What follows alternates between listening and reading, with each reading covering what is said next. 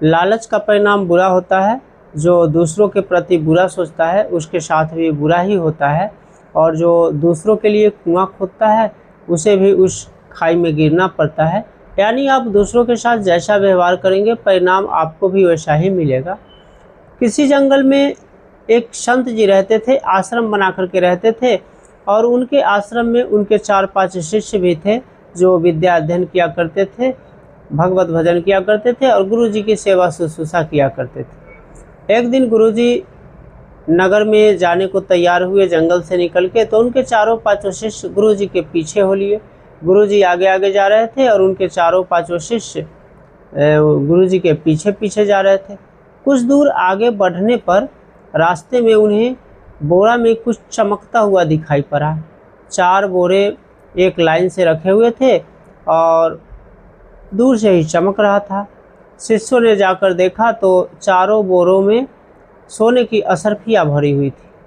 उनमें से एक शिष्य कुछ असरफियों को उठाने लगा, सोने के सिक्कों को उठाने लगा। गुरुजी ने कहा कि इसे मत उठाओ। तो उनके शिष्य ने कहा कि गुरुजी यह सोने की असरफिया है, भला इसमें क्या दोष है, यह तो रास्ते में यूं ही पड़ा है। गुरुजी ने कहा कि देखो बेटा, लालच बुरी बलाएं होती है और हम लोग संत हैं और इन असरफियों से हम लोग को क्या मतलब है, इसलिए इसे मत उठाया करो। शिष्य ने कहा कि गुरुजी आप जो भी कहते हैं मैं उसको मानता हूँ, आपकी आज्ञा को सिरोधार्य करता हूँ, लेकिन यह तो सोने की असरफिया है, इसे मैं उठा लेता हूँ। मैं कोई लालच नहीं कर रहा हूँ क्योंकि यह तो मुझे रास्ते में पड़े हुए मिले हैं। गुरुजी ने कहा कि देखो, सोने की असरफिया जो तुम उठा रहे हो यह बहुत बुरी बात है और इस सोने की असरफियों को उठाने का परिणाम बहुत ही बुरा होगा, क्योंकि यह एक तरह से काल है जो रास्ते में मुंह बाए हुए खड़ा है, इसीलिए हमें ऐसे काल से बच के चलना चाहिए। शिष्य को गुरुजी की बातों पर संदेह हुआ। गुरुजी ने कहा कि अगर तुम्हें भरोसा नहीं है तो आओ, कुछ देर के लिए मैं जो कहता हूँ वह करो, तुम्हें समझ में आ जाएगा कि यह साक्षात काल का ही स्वरूप रास्ते में सोने की असरफी के रूप में खड़ा है। गुरुजी की बातों को मान करके गुरुजी के 4-5 शिष्य जंगल में किसी पेड़ के पीछे छिप गए। गुरुजी भी छिप गए। सहसा उसी समय उधर से कुछ राज कर्मचारी यानी राजा के सैनिक घोड़े पर सवार होकर आ रहे थे। 4 सैनिक थे। जैसे ही वे यहाँ तक पहुँचे तो उन्हें भी सोने के असरफियों से भरा हुआ बुरा दिखाई दिया। वे सब रुक गए। रुक करके देखा तो सोने की असरफिया थी। चारों बहुत खुश हुए और उन्होंने कहा कि आज तो लगता है कि किसी अच्छे का मुंह देखा है, इसलिए सोने की असरफिया नसीब हुई है, इसे उठा लेते हैं और फिर बाद में राजा ने जो काम दिया है उसे करने के लिए जाएंगे। चारों वहीं रुके और उन्होंने सोने की असरफिया जो थी यानी जो असरफियों के बोरे थे सबको लाद लिया घोड़े पर, और वे कुछ दूर आगे जाके एक बहुत विशाल पीपल का वृक्ष था उसके नीचे रुके। वहाँ रुककर चारों ने तय किया कि चारों बोरों में जो असरफिया है उसे गिना जाए और आपस में बांट लिया जाए। इससे पहले इनमें से 2-2 असरफिया निकाल लिया जाए। चारों बोरा में से 2-2 असरफिया निकाल लिया जाए, यानी 8 असरफिया पहले से निकाल लिया जाए, 8 सिक्कों को निकाल लिया जाए, ताकि इससे कुछ खाने पीने का सामान मंगा लिया जाए, क्योंकि हम लोग बहुत भूखे हैं। पहले खा पी लेंगे भरपेट, उसके बाद सिक्कों का बंटवारा होगा, फिर हम लोग अपने अपने काम की ओर चले जाएंगे। तो प्रत्येक बोरा में से 2-2 सिक्का निकाला गया। कुल 8 सिक्के निकाले गए और उसमें से 2 सैनिक को यानी उनके जो 2 साथी थे उनको दिया गया कि अब तुम यहाँ से बाज़ार जाओ, नगर में जाओ और वहाँ से खाने पीने का बहुत बढ़िया सा पेय पदार्थ भोजन वगैरह ले कर के आओ। 8 असरफियों को लेकर के यानी 8 सोने के सिक्कों को लेकर के 2 सैनिक वहाँ से बाज़ार में खाने का सामान लाने गए। जो बाज़ार से सामान लाने गए उनके मन में यह लालच हो गया कि अगर केवल 2 आदमी ही रहेंगे तो 4 टुकड़ों में बांटना नहीं पड़ेगा, इसलिए दोनों ने मन में विचार किया कि हम लोग यही खा लेते हैं और बोलेंगे कि हम लोग ने अपने हिस्से का वही खा लिया और उन दोनों के लिए खाना लेके चलते हैं।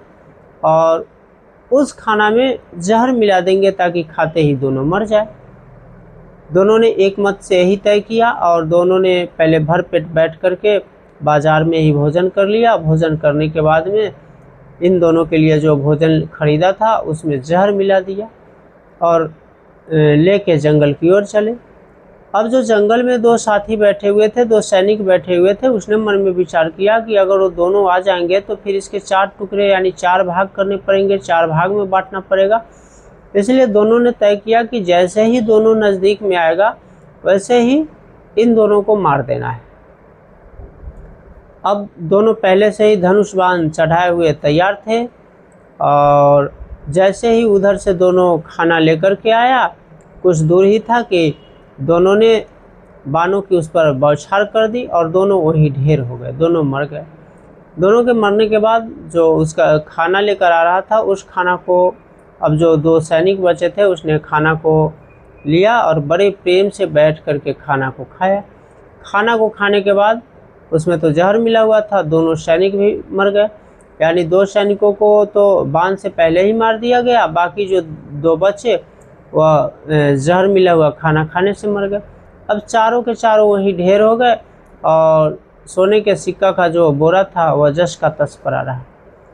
उसके बाद गुरुजी अपने शिष्यों के साथ झाड़ी से निकले और बोले कि देख लिया ना तुमने, लालच का परिणाम कितना बुरा होता है। चारों के मन में लालच आ गया कि 4 टुकड़े होंगे तो कम सिक्के मिलेंगे, कम धन मिलेंगे, इसलिए 2 ने तय किया कि जहर दे के मार देना है और 2 ने तय किया कि आने के साथ ही बाण से मार देना है। तो चारों आपसी षड्यंत्र में चारों मारे गए और जो जैसा करता है उसके साथ भी वैसा ही होता है। दोनों जो बाज़ार से खाना लाने गए थे उसकी नीयत गलत हो गई तो उसने उसके लिए जहर मिला दिया खाना में। अब यहाँ जो दोनों बैठे हुए थे उसकी नीयत भी खराब हो गई तो उसने पूर्व से तैयारी कर लिया था कि जैसे ही दोनों समीप आएगा दोनों को मार देना है। हुआ भी वैसा ही। गुरुजी अपने शिष्यों को पूरी बात समझा दिए कि देखो, जिसकी नीयत खराब थी जहर मिला करके लाया वह भी मारा गया और इसकी भी नीयत खराब थी, जो खाना लाने गया था उसको भी इसने मार दिया। तो कहने का मतलब है कि कभी लालच नहीं करना चाहिए और दूसरों के प्रति कभी भी बुरी निगाह नहीं करना चाहिए, कभी भी गलत नहीं सोचना चाहिए, क्योंकि अगर कोई दूसरों के बारे में गलत सोचता है तो उसे भी गलत परिणाम ही मिलता है। इसलिए हमें ना तो लालच करना चाहिए, न ही कभी किसी दूसरों के बारे में गलत सोचना चाहिए। तो आज की कथा में बस इतना ही। कल मिलेंगे किसी नए कथा के साथ। तब तक के लिए राधे राधे, जय श्री कृष्ण।